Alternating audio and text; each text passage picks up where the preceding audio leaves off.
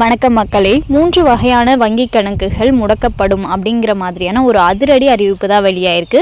So எதற்காக இந்த வங்கி கணக்குகள் முடக்கப்படும், ஸோ இந்த கணக்குகளை பார்த்திங்கன்னா நம்மளால் திரும்பவும் பெற முடியுமா முடியாதா அப்படிங்கிற முழு விவரங்களையும் தெரிஞ்சுக்க வீடியோ கொஞ்சம் கூட ஸ்கிப் பண்ணாமல் கடைசி வரைக்கும் முழுமையாக பாருங்கள்.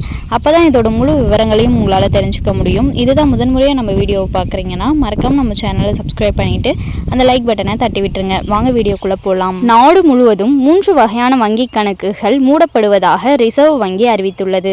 நாட்டில் வங்கி கணக்குகள் இல்லாத குடிமக்கள் வெகு குறைவு. அதே நேரத்தில் அந்த கணக்குகளை நுகர்வோர் சரியாக பயன்படுத்துவது இல்லை என்ற புகார்கள் இருக்கின்றன.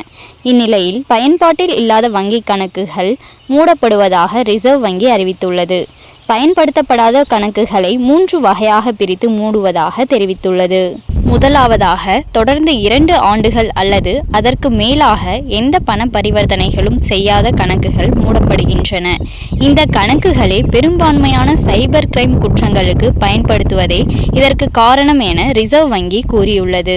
ஸோ எந்த வங்கி கணக்குகள் 2 ஆண்டுகளுக்கும் மேலாக நீங்கள் பண பரிவர்த்தனையே செய்யாமல் வச்சுட்ருக்கீங்களோ அந்த கணக்குகள் எல்லாம் மூடப்படும் சொல்கிறாங்க. இதற்கு முக்கிய காரணமாக என்ன சொல்கிறாங்கன்னு பார்த்தீங்கன்னா, இந்த மாதிரியான கணக்குகளால் தான் நிறைய சைபர் குற்றங்கள் நடக்குது அப்படின்னு சொல்லியிருக்காங்க.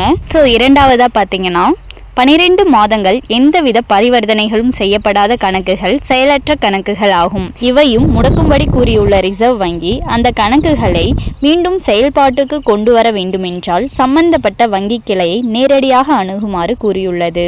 ஸோ இரண்டாவதாக பார்த்தீங்கன்னா, 12 மாதங்கள் பண பரிவர்த்தனைகள் எதுவுமே இல்லைன்னா அந்த கணக்குகளும் பார்த்தீங்கன்னா முடக்கப்படும் சொல்லியிருக்காங்க. ஆனால் இந்த கணக்குகளை உங்களுக்கு வேணும்னு நினச்சிங்கன்னா உங்களோட வங்கி கிளையை அணுகுனீங்கன்னா உங்களோட கணக்குகளை திரும்ப பெற வாய்ப்பு இருக்குது அப்படின்னு சொல்லியிருக்காங்க.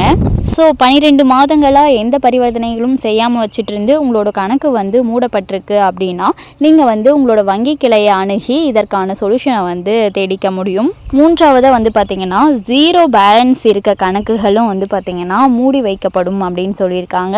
ஸோ யாரெல்லாம் உங்களோட அக்கௌண்ட்டில் எந்த பேலன்ஸுமே இல்லாமல் 0 பேலன்ஸில் வச்சுருக்கீங்களோ, அமௌண்ட்டே இல்லாமல் இருக்கோ, அவர்களோட அக்கௌண்ட்டும் பார்த்தீங்கன்னா முடக்கப்படும் சொல்லியிருக்காங்க. ஸோ எப்போவுமே மினிமம் பேலன்ஸ் அப்படிங்கிறத மெயின்டைன் பண்ணுங்கள்.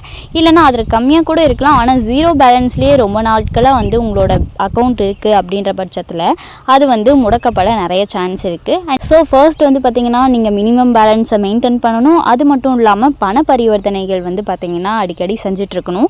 அப்போ தான் பார்த்தீங்கன்னா உங்கள் அக்கௌண்ட்டுக்கு எந்த விதமான பிரச்சனைகளும் இருக்காது. அண்ட் மேலும் இது போன்ற அரசாங்கம் சார்ந்த அனைத்து அப்டேட்களையும் உடனுக்குடனே தெரிஞ்சுக்கணும்னு நினச்சிங்கன்னா மறக்காமல் நம்ம சேனலை சப்ஸ்கிரைப் பண்ணி பக்கத்தில் இருக்க பெல் ஐக்கானை கிளிக் பண்ணி அதில் ஆளுங்கிற ஆப்ஷனை செட் பண்ணி வச்சுக்கோங்க. அப்போ தான் நம்ம அப்லோட் பண்ணுற வீடியோ உடனுக்குடனே உங்களுக்கு நோட்டிஃபிகேஷனாக சேரும். அது மட்டும் இல்லாமல் அந்த லைக் பட்டனை தட்டி விட்டுருங்க. தேங்க்ஸ் ஃபார் வாட்சிங்.